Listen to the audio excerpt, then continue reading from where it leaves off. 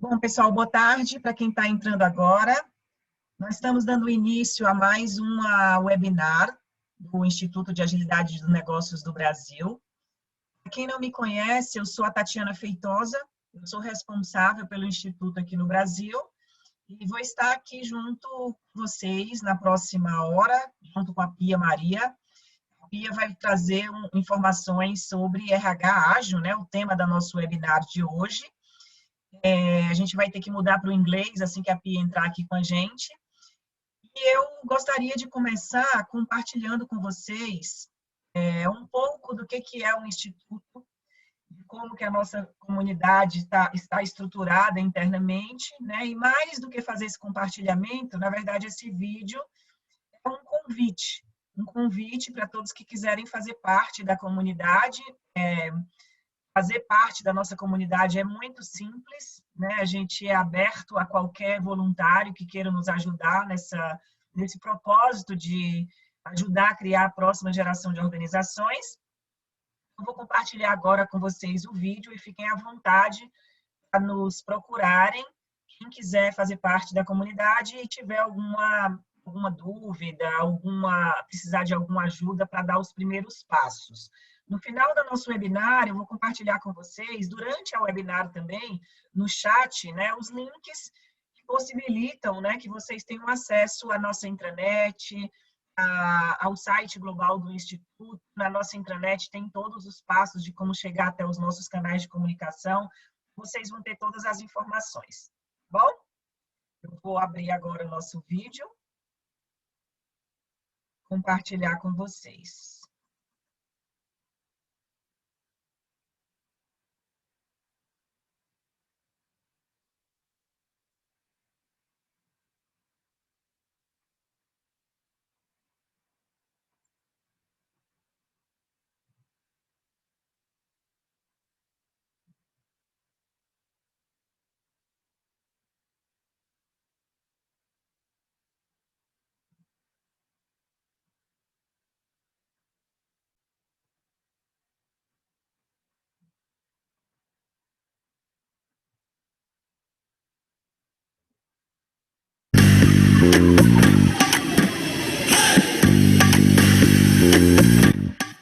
O Instituto de Agilidade de Negócios do Brasil é uma comunidade de pessoas que buscam ajudar a criar a próxima geração de organizações.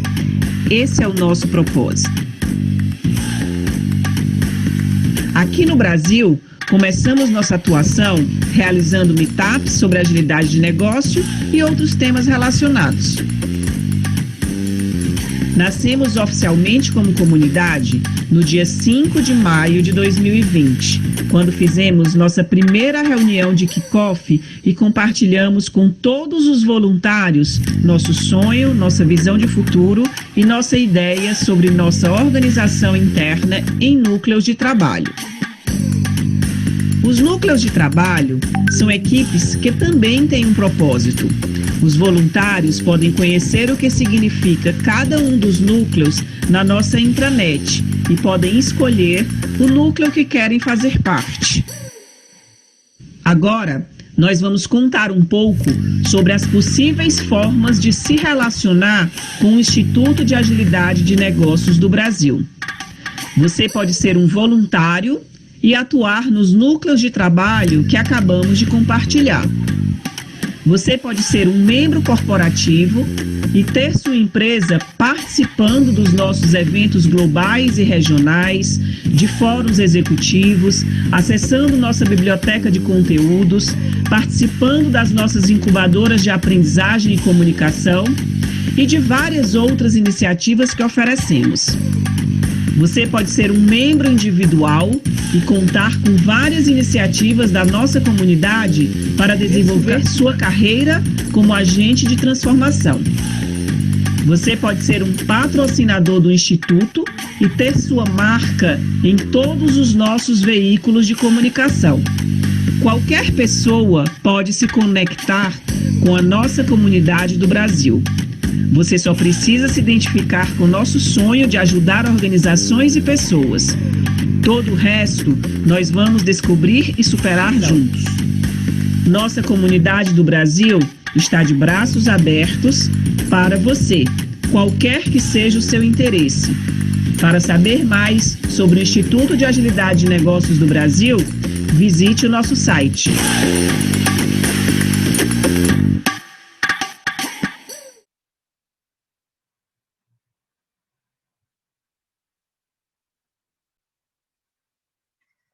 Bom, gente, então, conforme eu comentei, né, fica o convite para todos que quiserem se aproximar, entender qual que é a nossa intenção, como que a gente funciona no dia a dia e como que a gente ajuda organizações a serem ágeis em seus negócios, né? Vamos aguardar mais uns minutinhos para a gente ter a Pia aqui conosco.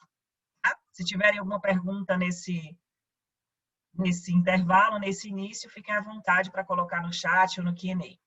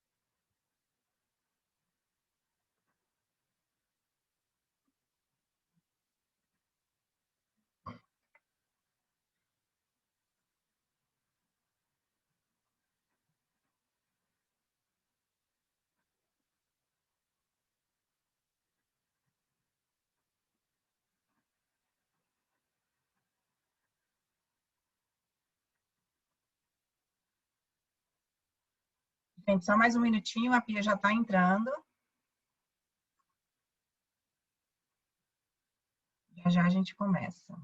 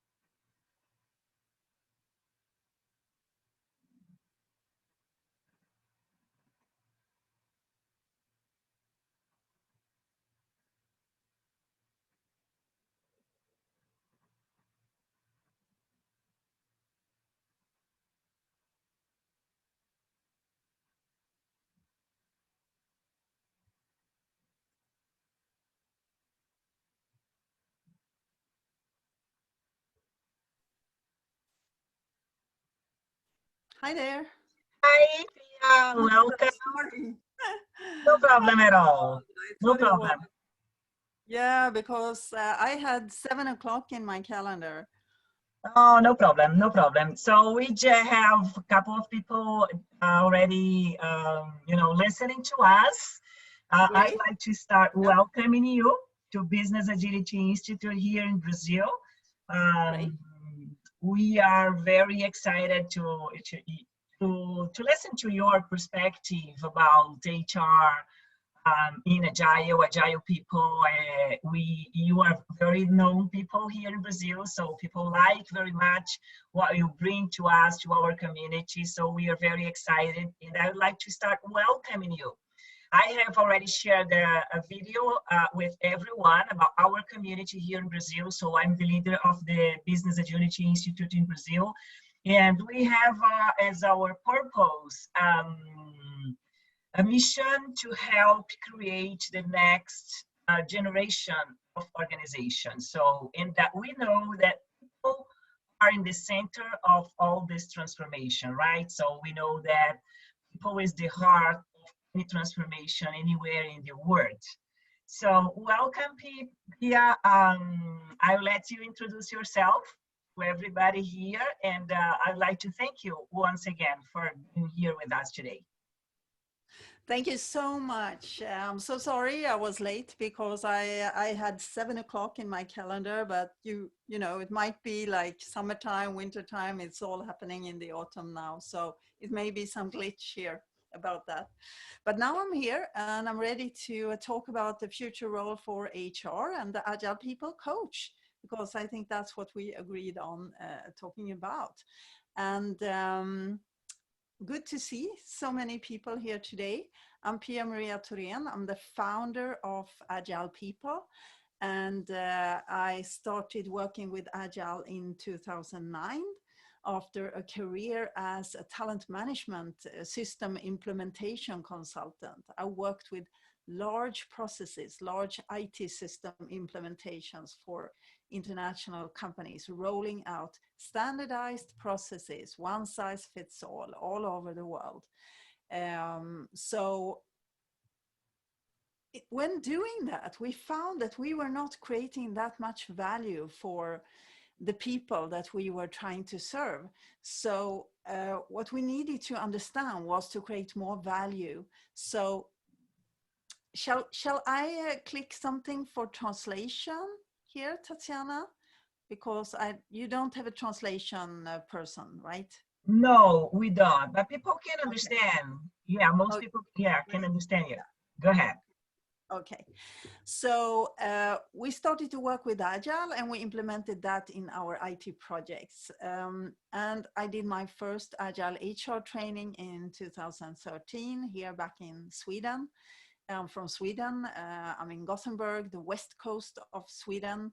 It's really dark and wet outside now, quite cold as well, but no snow yet. But yeah, winter is coming here in Sweden.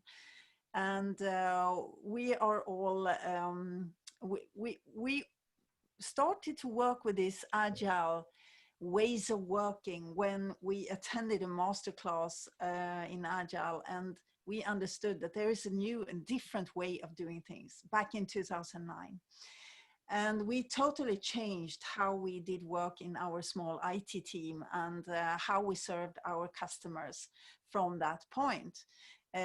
Created a conference that has become quite famous, Agile People Sweden, and also a meetup group. And now it has grown to 12 different meetup groups in the world. And I've been traveling extensively for the last 3 years because I wrote 3 books. And the first one, you can see it on the wall behind me here.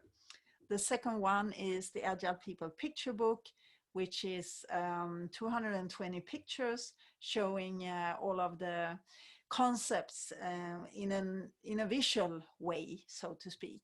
And then we have the newest book, which is called the Agile People Principles. It looks like this. Your call to action for the future of work.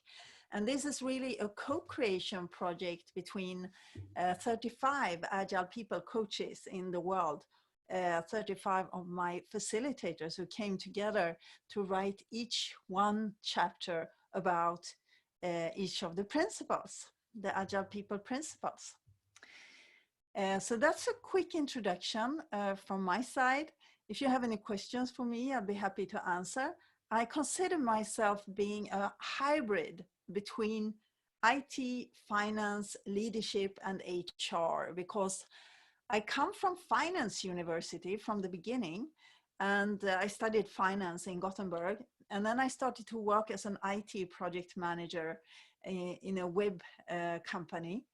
And then I moved on to work with these talent management solutions, you know, big standardized solutions. And then I was an IT project manager from the beginning. Then I became a rollout project manager. So working a lot with project management all of my life until I started with Agile and Agile HR, Agile leadership, and motivation, which are my 3 topics that I work a lot with today. Today we have around 80 Agile People coaches / facilitators around the world who are doing my trainings. And I have a great network of people whom I cooperate with when it comes to partnerships and all different kinds of things that we do together. We are running different projects. We are cooperating in different ways with big clients. And yeah, it's a lot to do because this is a growing market. People agility is just a very new topic. And I think it will follow from business agility that we move into people agility, because business agility really depends on agile people, doesn't it? I mean, it's a condition. If we are going to increase business agility, we need to start with the people. So I'm passionate about combining people and agile to create engagement and motivation with people to move towards greater business agility. Today, I will give you a more general presentation about the future role for HR, which I believe is the Agile People Coach. So if I can share my presentation, my screen with you, I will do that. And let's see. So let me know if you see my screen now. Can you see my screen? Yeah, great. Yes. So I will play from the beginning. I usually start my talks with this guy. This is Charles Darwin, and you all know what he was known for. He worked on the origin of species, but he also had this saying, survival of the fittest. And if you translate it or interpret it, you may believe that he said that the strongest survive, but this was not really what he meant. What did he really mean? Well, he meant that the species that can adjust and adapt to changing circumstances are the species, animals or plants, that survive and will continue to thrive. And the ones that don't will die. And the same goes for our organizations. I'm sure you all know about some organizations that didn't have this ability to change and adapt, and therefore are not with us anymore, so to speak. So we have Kodak and we have Nokia and we have many organizations who couldn't adapt when the environment changed. And so they are not here anymore. This is what Henry Ford said. Thinking is the hardest work there is, which is probably the reason why so few engage in it. And it says something about the way he viewed people. In his company, a few people in the top created structures of micromanagement that flowed top down. And he divided people into workers and thinkers. And only the thinkers were thinking and the workers did the hard body work. So he could not believe that we could have both body and mind in the same people. People who were working were workers, and people who were managers were doing the thinking. And this is a picture from a Ford factory from that time. they work with something we call scientific management, also called Taylorism, which was a theory of management that analyzed workflows. And its main objective was to improve economic efficiency, especially labor productivity. And it was one of the earliest attempts to apply science to engineering of processes and to management. It was very effective of the challenges of that time, but as we all know, the T-Ford only came in black and only one model. Today, the car industry is entirely different, and we have all sorts of features, of course, on different cars. So this would not work anymore.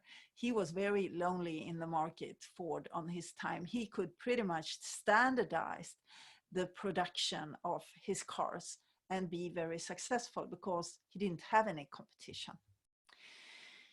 About viewing people, how we view people, I want to talk about Douglas McGregor, who wrote this book, The Human Side of Enterprise, in the end of the 1950s. And in this book, he writes about how we view people, and he writes about theory X and theory Y. And this is about how the human mind works and how we see other people.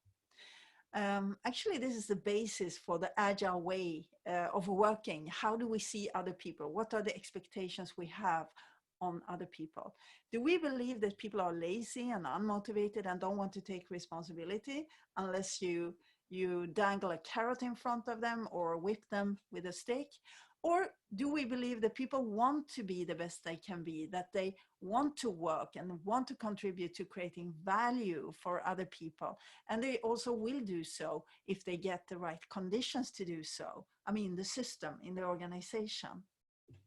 So how we view people affects a lot how we structure our management processes. If we view people as X, we need a lot of policies and rules, and we measure compliance to processes and systems.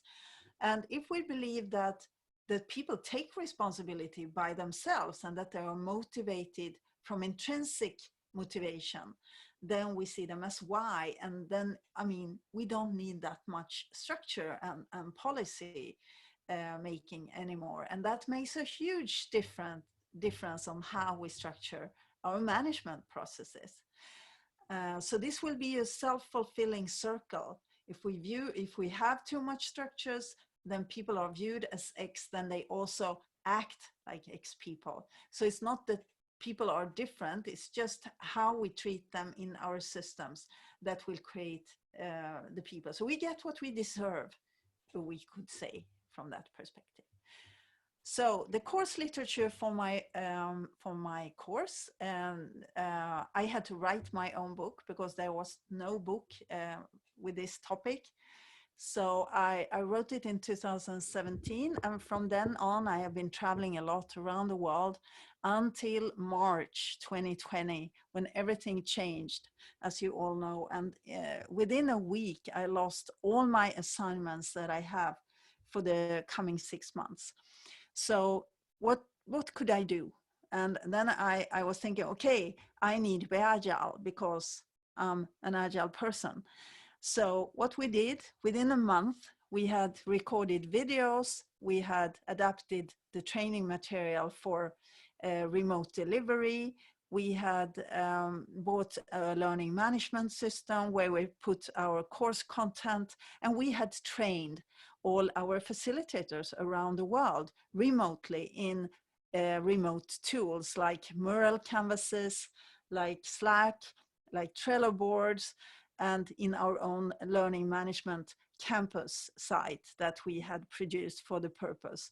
So that was a very agile shift from physical training to a remote online training in just a few weeks. I'm quite proud of that, actually, that we could actually use our own methods to be agile in this situation. Second book, the Agile People Picture Book. Nico Simpson from South America has produced 220 different visualizations that we put into a book with the messages from the first book. And the third book Agile People Principles, your call to action for the future of work. All of them available from agilepeople.com. I wanted to start with looking a little bit at the problems with traditional leadership and traditional HR to make the case for change.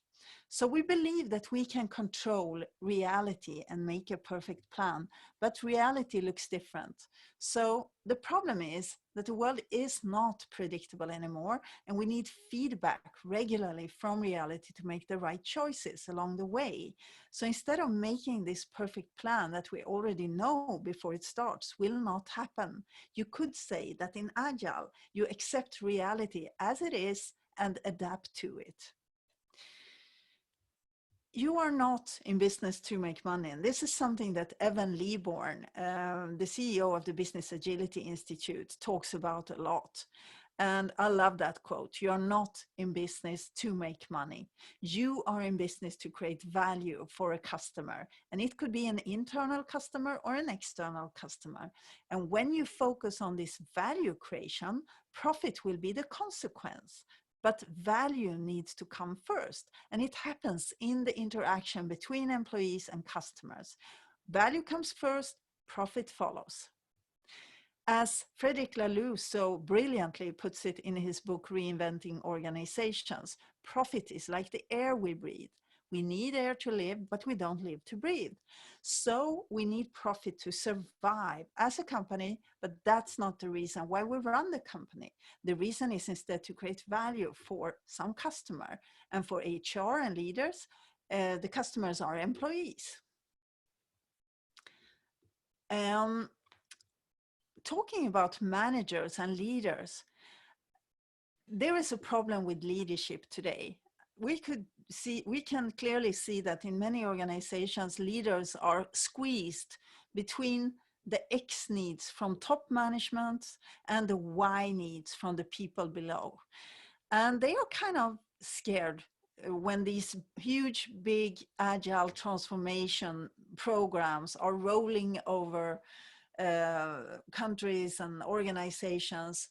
What is going to happen to me here? You know, I've worked hard to get where I am, and I used my power, I used my status need, I used everything that took me here and cannot be used in the future anymore because these qualities are not what is needed from leaders in the future. We need a servant leadership in the future. So of course, there is fear in leadership because of this. And rightfully so. What is going to happen? We don't want to get rid of our managers or leaders. They have so much experience. They are very competent. So we need instead to keep them and just make them understand how can I change my role slightly so that I become a more servant leader. A bad system will beat a good person every time. And this is something that William Edwards Deming is saying.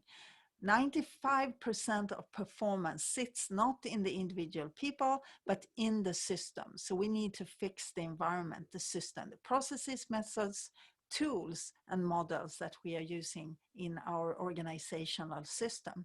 Because otherwise we don't create conditions for performance. So this is a big problem.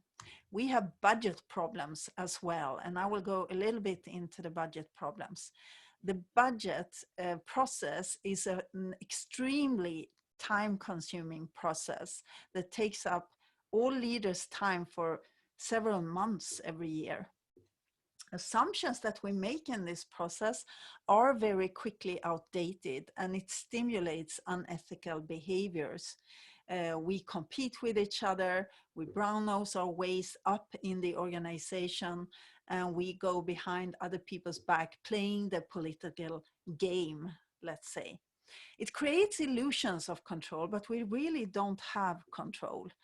And we make decisions much too early and often much too high in the organization. We need instead to push down decision-making to the different parts of the organization so that decisions are made where the competence is highest.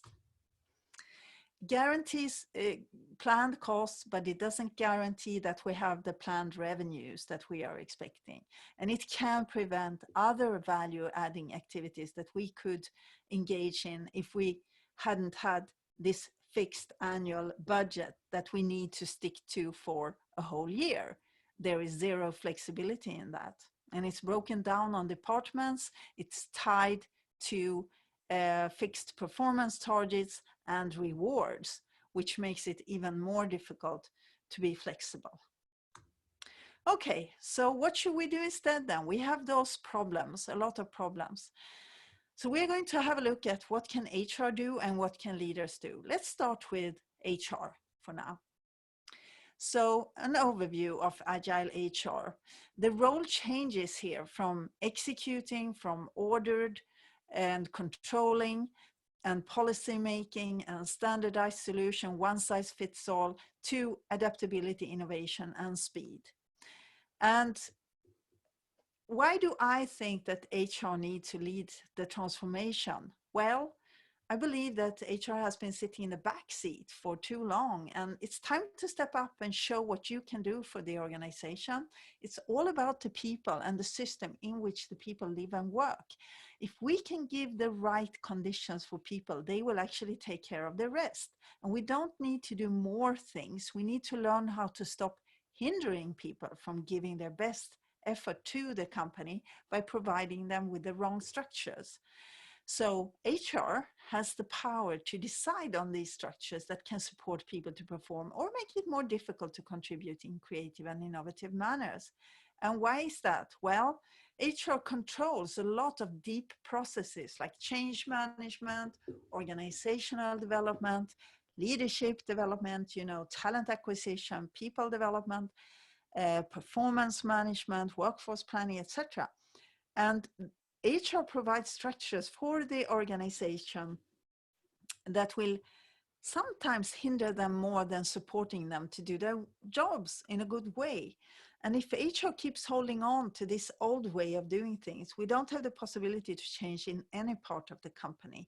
So that's why HR needs to go first. And they can start by applying some agile practices on their own department and then start to share that with the rest of the organization. Here, HR has the opportunity to really make a very big difference. So what could it look like? Well, instead of stopping people from developing and growing by doing other things than what is written in their job description, we should view job descriptions as boxes for standing on, not boxes that we close people into, putting labels on them. You are this kind and you should only do that kind of things or tasks. You cannot do anything else. Instead, we need to let people free and become specialist generalists or generalized specialists. So they need essentially to become T-shaped instead, which creates a much better flexibility for the whole organization and for individuals and for teams, because we need this adaptability when people can do a lot of different things but have one or several specialist areas. Principles then for Agile HR, we are moving from something to something else. And let's say that we on one side here see a very traditional company, and on the other side we see a very agile company. So we've already talked about how HR's role change from developing policies, rules, and standards to supporting flexibility, speed, and collaboration. But also, instead of delivering programs and processes to customers, we need, as HR, involve the customer in the delivery. So we are delivering together with our customers. Instead of working in different HR roles, specializing heavily, we need T-shaped HR people who can take many different HR roles. And we need to work in cross-functional teams instead of individually. And instead of specialist areas or functional HR, we work with value stream-based HR, which could be, for example, from potential candidate to onboarded employee. That's a perfect value stream in recruitment. Instead of jobs and positions, we play many different roles. Instead of HR projects, we work in stable, high-performing teams. Instead of promotions and bonus programs, we work with with, for example, these are some models, agile models for salary formulas, profit sharing, merit money, bonusly, these kind of tools. Instead of delivering programs and processes to the organization, we support the organization to perform. This will be the most important responsibility of HR. And instead of one size fits all, we understand that we need to tailor to unique needs, like no size fits all. And from thinking that we have the recipe for HR, we know how to do it. We experiment instead. And instead of human view X, we work with human view Y. If we go back and look at McGregor's how do we view other people framework. Okay, so moving to agile leadership for the future of work. So from managing performance, here we move then from micromanaging, telling people exactly how to do things. Instead, we talk about the why. We might also talk about the what together with the teams, but we leave the how to the people. So we move to being an enabler instead of people, and people's needs are met here. And the most important thing of a leader here will be to remove the impediments from growing and developing and being more and being able to deliver more. So the CEO becomes the chief enabling officer in this scenario. So we have a gardener metaphor for leadership, and in this scenario, the company is a garden, and there is an overall purpose with the garden. It could be to be as beautiful as possible, or to deliver fruits and vegetables. And regardless of that purpose, the garden needs to be taken care of to reach the purpose. And we need also to take care of the small plants that grow in the garden. They have very different needs depending on the plant. They have different needs, so we need to treat them differently. They might like to have more or less sunshine. They might like to have more or less water. Maybe they need some special fertilizer to grow well, or soil. Some grow slower. Some like to grow together with other plants of different kinds. Some like to grow alone and need a lot of space around them. So plants are just like people. They have very different needs.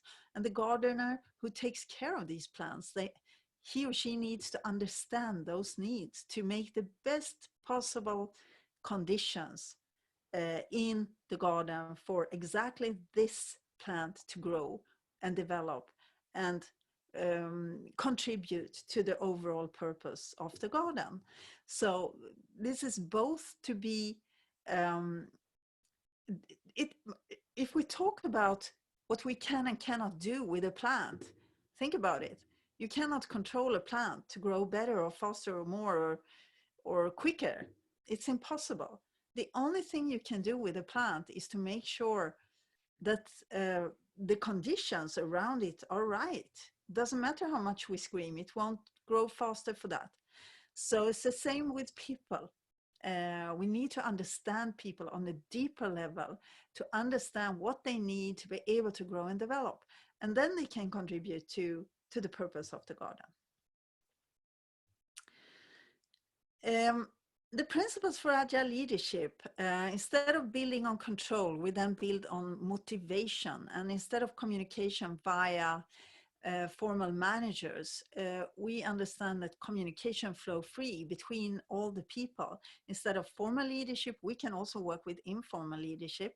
And instead of micromanaging, we explain why and leave the how to the people. Instead of secret information, we need to make information as transparent as possible, because this is needed for people to be able to make decisions out there when people are empowered and take responsibility and make their own decisions. In Agile, we say that the people with the most knowledge about something should be the people making the decisions about something. So this is key. They need information to make those decisions. Managers decide performance of employees in the old kind of company, but in the agile world, employees can decide performance for themselves and for colleagues. Decision making is also very different in an agile organization. there everybody's involved in decision making instead of management making the decisions. Same with goals. Goals are set by individuals and by teams in an agile organization instead of by managers.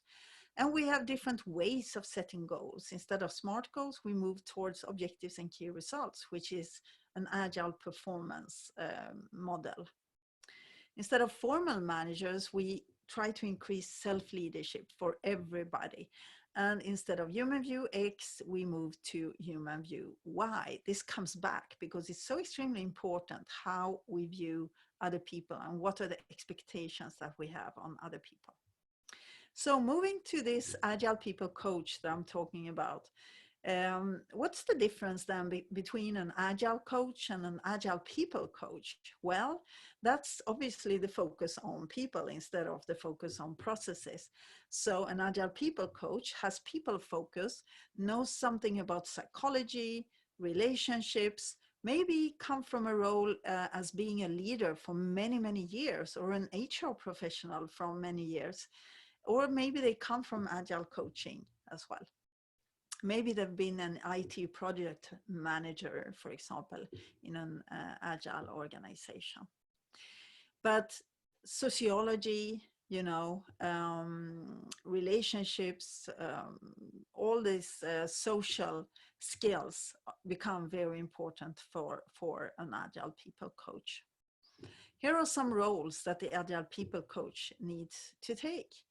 And at the top, you see a leader, explorer, master of agile, and HR professional. This is where they come from.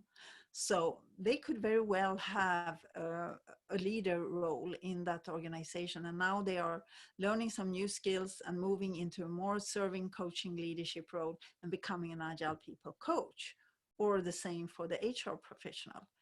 So here we see the usual roles from Lisa Atkins' framework for agile coaching. We see trainer, mentor, coach, and facilitator. But we also have 3 more roles at the bottom of this picture. We have the guide and the navigator. I'm not going to go into detail what these roles mean. I'm just going to mention the one in the middle. It's called the reflective observer. And this is the most important role of all. Why is that? Because this is the ability to step outside a system, to step outside an organization or an environment or a situation, and to put yourself, to look at the situation, don't judge, and then think about, okay, when I step into this situation or this organization again, in what role can I then serve the organization in the best possible way, given the people, the circumstances, and the situation at hand. So reflective observer is something that we are using all the time to decide what hat to put on, what stance to use when I step into the organization again. I have a lot of text on these slides coming now. I don't know if I'm going to just go through very quickly these ones. It's the difference between an agile coach and an agile people coach. So we're moving from something maybe mostly IT related to more people skills and more any function. You could come from any function. You can also have formal power and a formal position if you're an agile people coach, which is very unusual when you are an agile coach. And you might also have a lot of experience from leading people or supporting leaders leading people, which is the HR role in most organizations. From HR professional to agile people coach is another move that you might make. So what would that move look like is mentioned on this picture. I can also send you the slides afterwards so you can go deeper into these very heavy text focused slides. I see that it might not be the perfect for this session. These are slides that I use in my training as well. And then there is the difference between the manager and the agile people coach. So how do we move from being a regular traditional manager to becoming an agile people coach? What are the skills we need to master? What is it we need to understand? What is it we need to learn and improve. Okay. The Agile People Coach, we think it's the future role.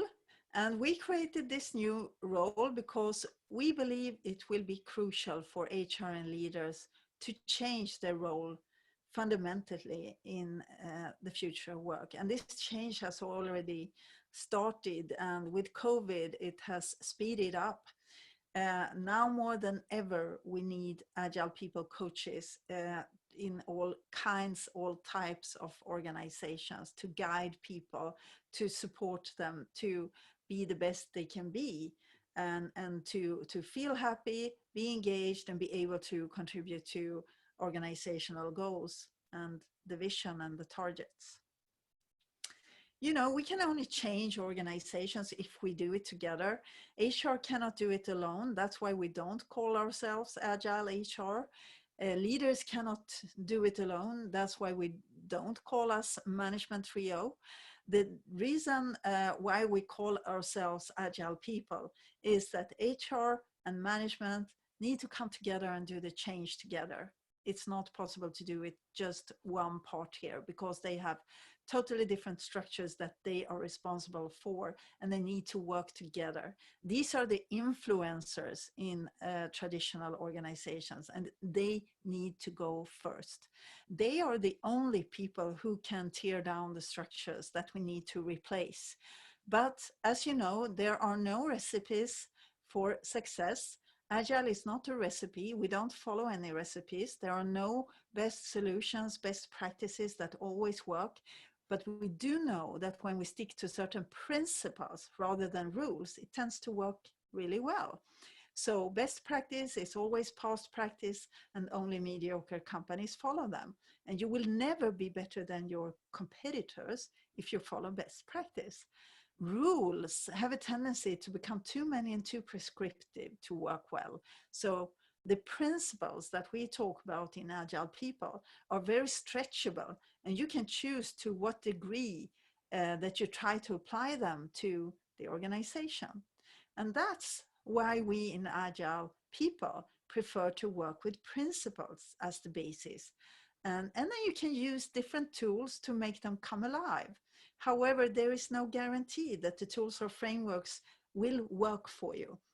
We need to add a good dose of Agile culture and the right conditions in the environment. You remember the garden. For example, many companies have tried to use Scrum in very wrong environments, and then you don't reap the benefits from that model. Having said that there are no recipes for success, I actually have a very simple recipe for you here. We start by changing or removing limiting structures, and these limiting structures, this is what I talk about. I talk about annual budgets linked to fixed performance targets and reward structures. They mainly come from finance and HR in traditional organizations. And then we increase the supporting Agile structures. And when we do that, we make it easy to behave according to the Agile mindset.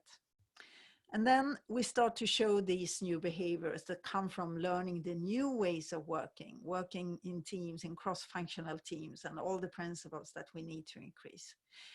And then we repeat from one, because these,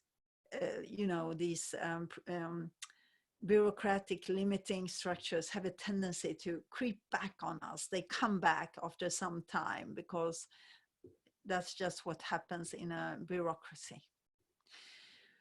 We created the Agile People Manifesto for you. You can find it on agilepeoplemanifesto.org, which are 7 principles for work, which we believe are guiding you when it comes to how shall we work together, what are important things for long-term success, for sustainability and happy performing people. And these are the 7 guiding principles that we came up with together in Agile People. So I think that's it. We invite you to join the Agile People community. And you can participate in a training online. We have a lot of trainings. Or you can also become an Agile people coach or facilitator yourself. And the next training starts in January 2021, actually on January 11. And you can visit agilepeople.com for more information about that. So I think that's what I had. And now I would welcome any questions that you may have to me. And so I think I have some Q&A. Yeah. Before we go to the Q&A, Pia, I just want to thank you once again for, all great stuff you are sharing with us. So very inspiring. And I especially like some final messages in the end of your presentation when you said principles rather than rules, right? So principles are what matter to us. So don't copy what others are doing. Don't look for best practices, because the prescriptive way of working is not something that's going to work in complexity, right? Because your people are different than people from anywhere else, right? So we need to consider that. So I really like it. Yeah. And so thank you so much. Thank you. Yeah. It was my pleasure, no worries. I don't understand this first question. ¿Cómo desenvolver un programa de entrenamiento basado no T-shirt? I can translate that for you, yeah. Good try, Pia, good try. But let me try to translate that for you. So the question is from Elaine, and she's actually asking you how to develop training program based on T-shaped. Actually, Sonia is asking you to provide additional explanation related with T-shaped HR. So maybe you can respond to both questions together. Okay. So the T-shaped HR is about creating people who have more than one specialist area. So maybe we have 1, 2, or 3 or many specialist areas, but we also have a general base of knowledge that we all the time try to make wider, so to speak. So you may know a lot about some things, and then you know just a little bit about other things. And it's to deliberately build this kind of competence, because it creates a very high flexibility for the individual, who can then choose to either go deeper in a topic or become wider by knowing more topics on a lower level, so to speak. So the T-shaped people becomes the most valuable people for us in organizations, because they can take on many different roles, which means that they can work with many different tasks. So when something happens, we don't have to fire them, because we can always use them somewhere else in the organization. And if somebody's sick, they can always jump in and do the work, maybe not as good as the person who usually does that work, but they can manage at least to do it quite well, and to cover for that sick person or missing person or whatever. So for people and teams and for organizations, we need more T-shaped people. And that's about being curious about other areas, about other functions, and maybe consider a lateral move instead of a career ladder moving up. Maybe you move to the side instead and learn something new and something else. And people who have worked around an organization become so valuable, because they have a larger perspective. They see things from the whole in a whole other way than people who only worked in one function for their whole life. Which is what we need. We need boundary spanning in the future. So we need to span those boundaries, jump over the boundaries that we have created in organization, between functions, between geographies, between genders, between knowledge areas, etc. And span those boundaries, learn from each other, and work together to create prerequisites for change. So yeah, we have another one here. What's the first step for transformation to support an organization that has the fixed mindset about HR, saying HR doesn't bring profit, so it's not a priority? Yeah, that's the old-fashioned leadership management mindset, right? I think HR becomes so important because they are really the people who can say, yes, we can take this agile methodology, we can take the agile principles, and we can help increase that in the organization. So the first step, I would say, for HR is to start using the tools, the methods, the models, and the mindset themselves. So they apply it to their own department. And when they know enough about it, they can also start to apply it to the deliverables that they are delivering to the rest of the organization, and doing that together with the organization. They can go to Gemba, they can go out there, work with user stories for managers and employees. What are you expecting from us in HR? How can we help you? How can we support you? Go out there, talk to the people, ask them what they need and give them what they need. That's how you can prove that you create value. Removing impediments for people to be able to perform and be happy becomes the most important role for HR. And so then I think they will see that you are creating value if you do that. Then we have the next question. Can you share some, oh, now it jumped. Can you share some outcomes obtained, and how was the experience from companies that moved from the old model to the new model? Yes, the outcomes are almost always very good if the organization will stay with the belief that this is something that they need to do. If it's not, then it will not be successful. Then they will struggle. So there will always be people who don't want to move, who want to stay with the old way of working. So the important thing in any change project becomes that increasing the people who are for a change, you know. So people sometimes ask me, how long does it take to make this change to become an agile organization? And I say, it's directly depending on how many people are convinced that we have to change, and what people are convinced that we have to change. Is it influencers who are convinced? Is it HR and leaders who are convinced, who are spreading these thoughts?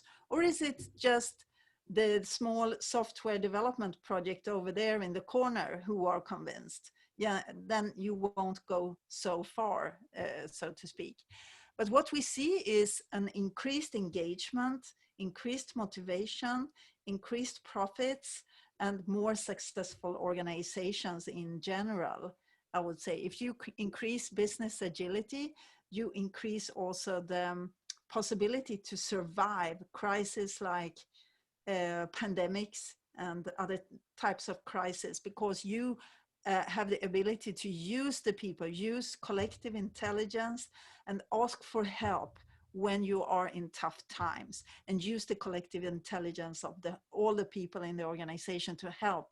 I talked with a big company today. I have a course with them, and they told me that now with Corona, top management had tightened everything and controlled a lot more because they were afraid to not survive. And that's what happens often in a crisis. The top management think that now we have to tight control. We need to not let people do what they want. We need to stop all the things that we've been doing before, and we need to wait until the crisis passes. That's exactly what you should not be doing in this situation. Instead, you should be asking for help, asking the people out there, what do you say? How can we save your jobs? What ideas do you have? What do you think we can do so that we can continue to have all people employed? Because there will be better times. We know that this also will pass. Can you come up with some solutions that can help us to survive? You know, use people's intelligence, I would say. Okay, so let's see, what else do we have? In your opinion, what is the role of an HR business partner in agile transformation? So the HR business partner is extremely similar to an agile people coach. They have exactly the same goals to help people performing and be happy, and to remove the impediments for people to be able to perform and be happy.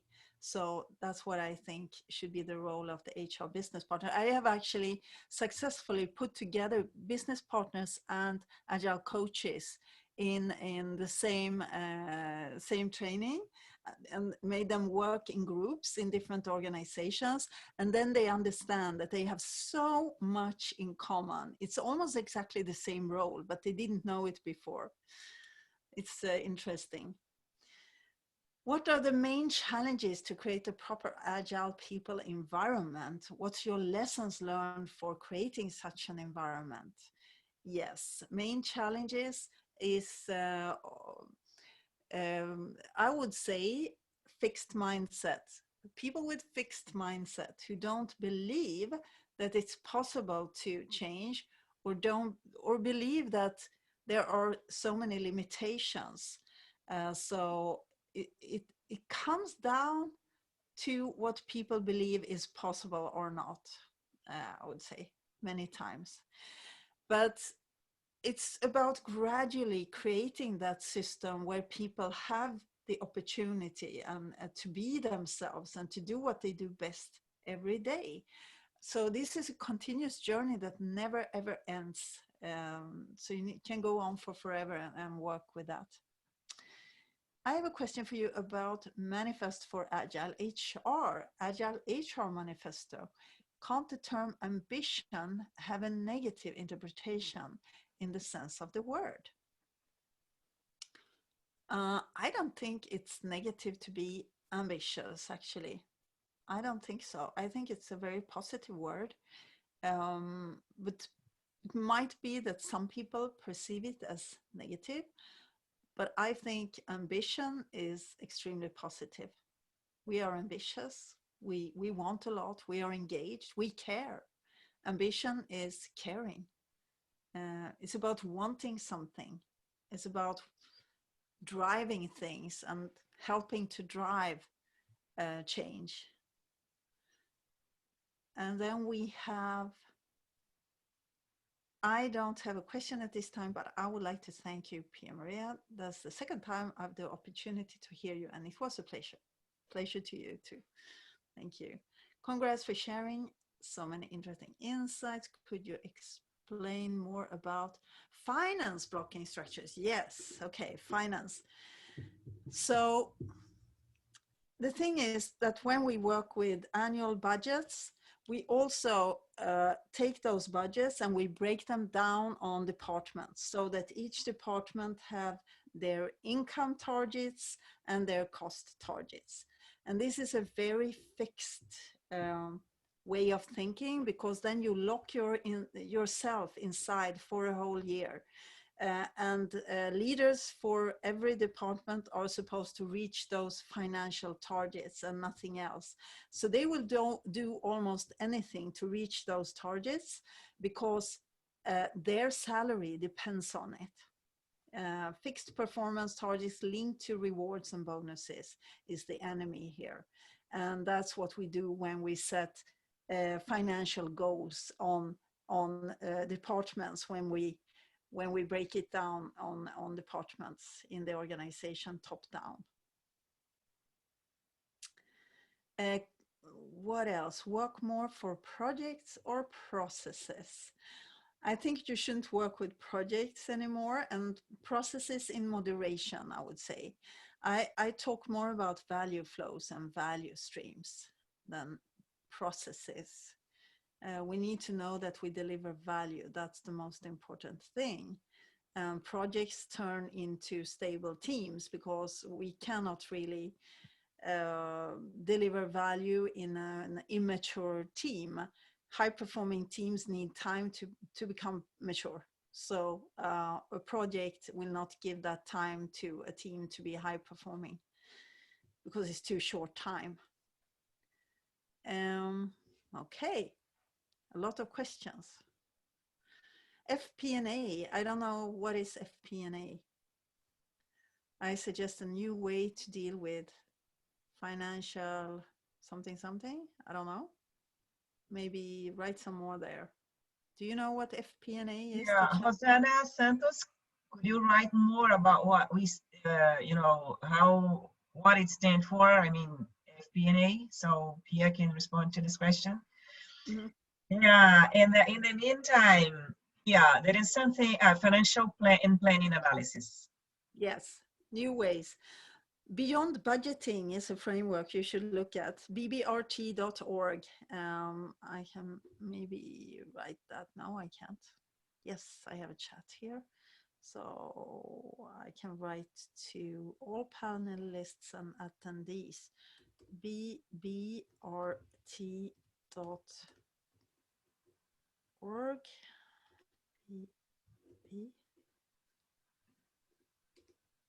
It's Beyond Budgeting Roundtable. They work with Agile for finance. Yeah. Very similar to Agile. Yeah. Okay. Okay, so yeah, thank you very much once again for answering all the questions. There is something really interesting that you brought to us here today, which is related about understanding people's needs, right? I think this is in the middle, in the heart, a lot of agile approach. So if we talk about design thinking, we are talking about customer needs.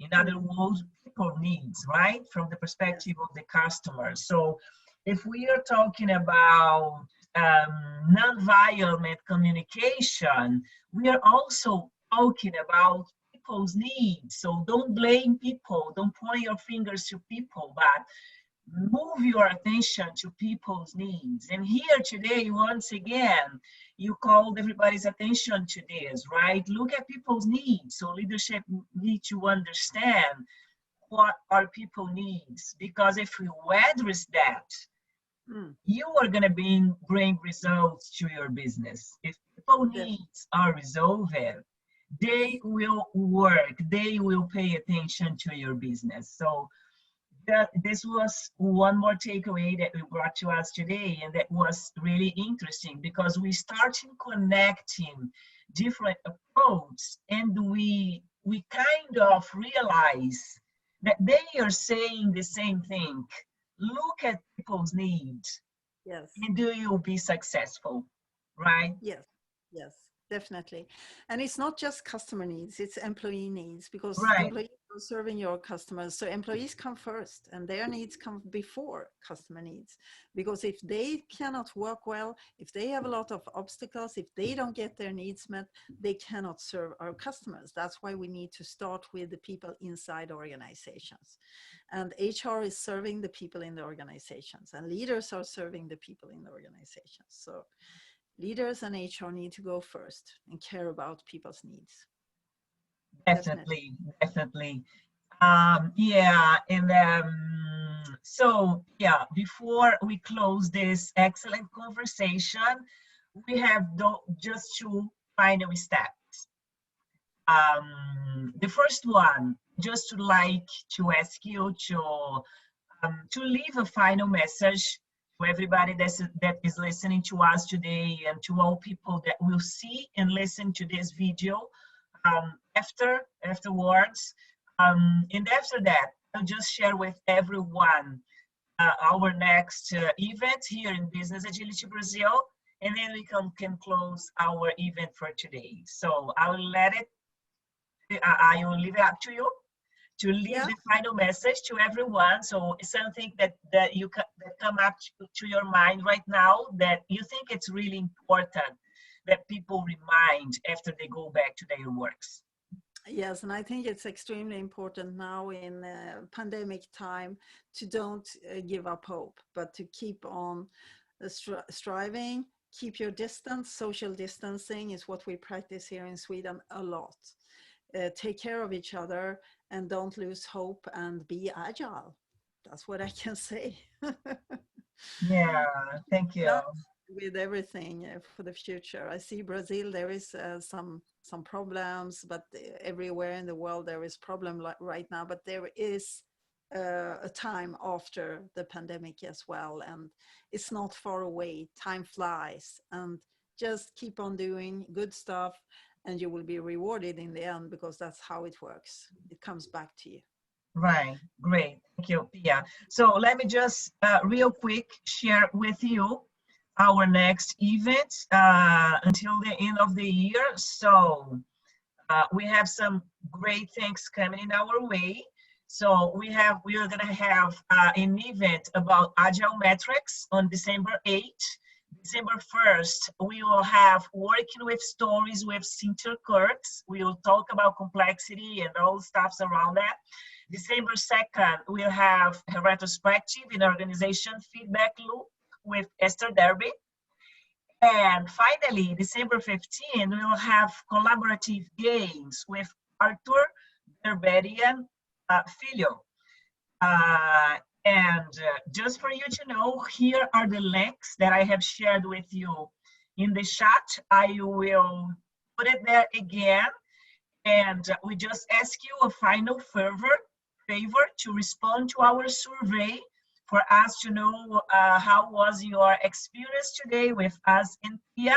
And everybody that responds the survey will send the record of this webinar tomorrow. So please respond the survey so you can get the record, okay? That's it. So Pia, thank you very much once again for your time, for your availability. And I hope to talk to you soon. And next year, I hope we can get together again. I hope so too. Thank you, Tatiana, for everything. It was great to visit you here. Have a good evening. Thank you so much. Good evening to you too. Thank you. Bye-bye. Bye-bye.